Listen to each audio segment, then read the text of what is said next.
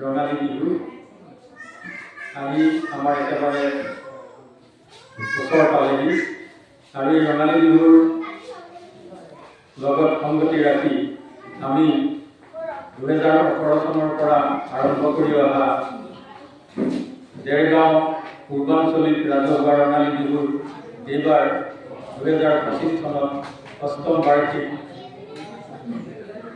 অষ্টম বৰ্ষত আমি ভৰি দিছোঁ আৰু এই বছৰ আমি এই বিহু ভাগ উদযাপন কৰিবলৈ সিদ্ধান্ত কৰি বিহু ভাগৰ লগত সংগতি ৰাখি আমি এখনেই বিহু কৰ্মশালা আৰম্ভ কৰিবলৈ লৈছোঁ। আজি আমাৰ এই কৰ্মশালা ভাগৰ শুভ আৰম্ভণি দিন।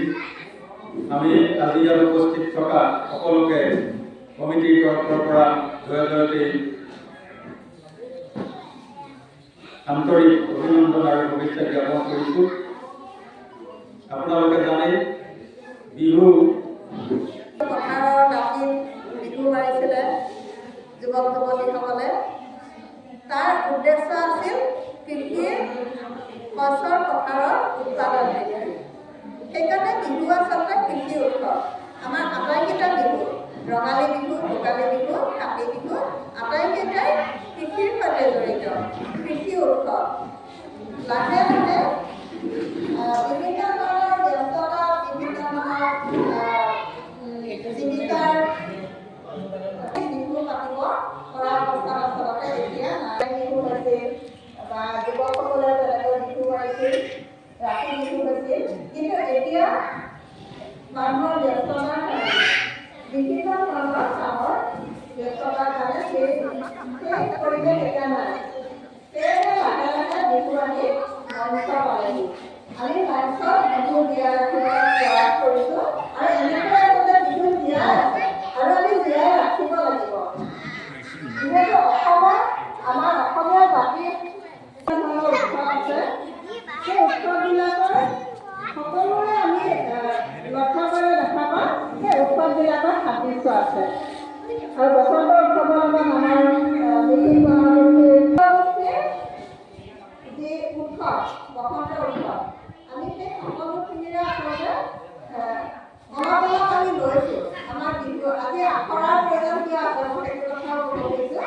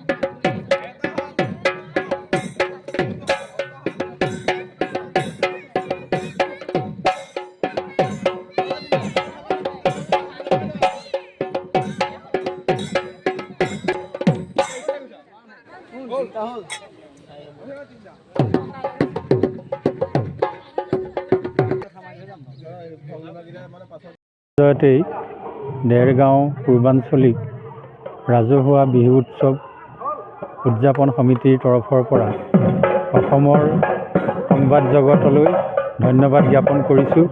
কাৰণ আপোনালোকে আজি আমাৰ এই বিহু উদযাপন সমিতিৰ দ্বাৰা আয়োজিত বিহু নাচ কৰ্মশালাৰ যি আজি উদ্বোধনী অনুষ্ঠান, এই অনুষ্ঠানত আহি আমাক অনুপ্ৰাণিত কৰিলে।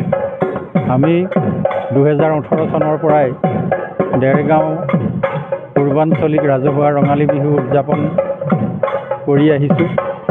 এইবাৰ আমি 8ম বৰ্ষত ভৰি দিছোঁ। আমি এই অঞ্চলৰ ৰাইজৰ অকুণ্ঠ সহায় সহযোগিতাৰ মাজেৰে এই 8ম বৰ্ষ আমি উদযাপন কৰিবলৈ লৈছোঁ।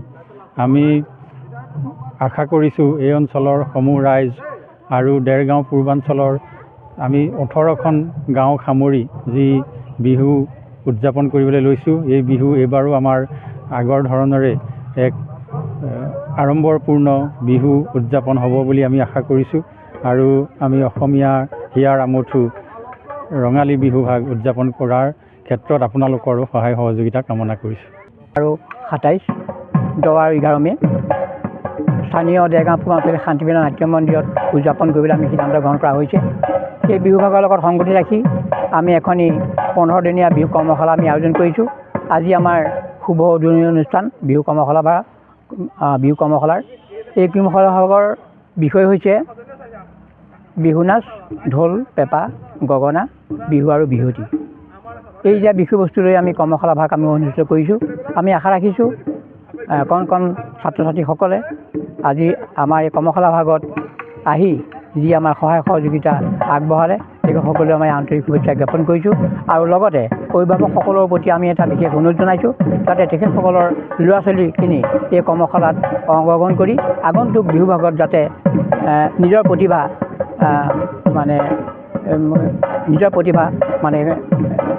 দেখুৱাব পাৰে, তাৰ কাৰণে আমি অনুৰোধ জনাইছোঁ।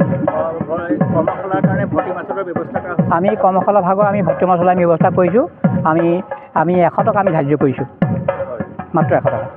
কৰ্মশালাৰ অন্তত আকৌ বিহু সমাপ্ত হোৱাৰ লগে লগে বিহু সন্মিলন নিশ্চয় আৰম্ভ হ'ব। আমাৰ এই যিভাগ বিহু আমি উদযাপন কৰিম তাত আমাৰ প্ৰতিযোগিতা, আমাৰ 10টা আমি প্ৰতিযোগিতা আমি বিষয় হিচাপে আমি লৈছোঁ। হুঁচৰি প্ৰতিযোগিতা হ'ব আপোনাৰ প্ৰথম পুৰস্কাৰ 10,000, দ্বিতীয় পুৰস্কাৰ 5,000, তাৰ ভৰ্তি মাচুল 600 টকা।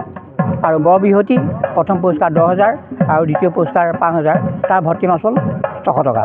আৰু সৰু বিহুৱতী প্ৰথম পুৰস্কাৰ 7,000 টকা আৰু দ্বিতীয় পুৰস্কাৰ 5,000 টকা, তাৰ ভৰ্তি মাচুল 500 টকা। আৰু ঢোল বাদন প্ৰতিযোগিতা আমি লৈছোঁ। ওজাহাত ঢোল বাদন প্ৰতিযোগিতা প্ৰথম পুৰস্কাৰ 3,000 টকা আৰু দ্বিতীয় পুৰস্কাৰ 1,500 টকা, তাৰ ভৰ্তি মাচুল 300 টকা। আৰু ঢোল বাদন প্ৰতিযোগিতাৰ ওজাহাত নিম্ন শাখা, তাৰ প্ৰথম পুৰস্কাৰ 2,050 টকা আৰু দ্বিতীয় পুৰস্কাৰ 1,500 টকা, তাৰ ভৰ্তি মাচুল 200 টকা। আৰু মহিলা জেং বিহু আমি প্ৰতিযোগিতা আমি লৈছোঁ। তাৰ প্ৰথম পুৰস্কাৰ 5,000 টকা আৰু দ্বিতীয় পুৰস্কাৰ 3,000 টকা, তাৰ ভৰ্তি মাচুল 500 টকা। পেঁপা বাদন প্ৰতিযোগিতা প্ৰথম পুৰস্কাৰ 2,000 টকা আৰু দ্বিতীয় পুৰস্কাৰ 1,000 টকা, তাৰ ভৰ্তি মাচুল 150 টকা। চিত্ৰাংকন প্ৰতিযোগিতাৰ উচ্চ শাখা আৰু নিম্ন শাখা আমি প্ৰতিযোগিতা অনুষ্ঠিত কৰিম, তাৰ ভৰ্তি মাচুল আমি ৰেহাই দিছোঁ। আৰু সৃষ্টিশীল নৃত্য প্ৰতিযোগিতা উচ্চ শাখা আৰু নিম্ন শাখা আমি 2টা শাখাত অনুষ্ঠিত হ'ব। উচ্চ শাখাৰ 13 বছৰৰ পৰা 16 বছৰলৈকে তাৰ ভৰ্তি মাচুল 300 টকা, প্ৰথম পুৰস্কাৰ 3,000 টকা আৰু দ্বিতীয় পুৰস্কাৰ 2,000 টকা। সৃষ্টিশীল নিম্ন শাখা প্ৰতিযোগিতা প্ৰথম পুৰস্কাৰ 2,000 টকা, দ্বিতীয় পুৰস্কাৰ 1,000 টকা, তাৰ ভৰ্তি মাচুল 200 টকা। আমি এই 10টা প্ৰতিযোগিতা আমি অনুষ্ঠিত কৰিবৰ কাৰণে উদযাপন সমিতি আমি সিদ্ধান্ত গ্ৰহণ কৰিছোঁ। আৰু আমি এই পৰৱৰ্তী কাৰ্যসূচী আমি আগুৱাই যোৱাৰ আমি প্ৰচেষ্টা চলাইছোঁ। ধন্যবাদ। আমাৰ হুঁচৰি প্ৰতিযোগিতা বয়সৰ সীমা নাই, তাৰ আমাৰ 12জন আমাৰ থাকিব। 12জন আমাৰ অধিক হ'ব নোৱাৰিব। আৰু বৰ বিহুৱতী প্ৰতিযোগিতাৰ আপোনাৰ 16 বছৰ ওপৰ হ'ব। আৰু সৰু বিহুৱতী 12 বছৰ ওপৰ হ'ব লাগিব। হুঁচৰি প্ৰতিযোগিতাৰ বয়সৰ সীমা? হুঁচৰি প্ৰতিযোগিতাৰ বয়সৰ সীমা নাই, তাত সদস্য সংখ্যা 22জন থাকিব, সিমানেই।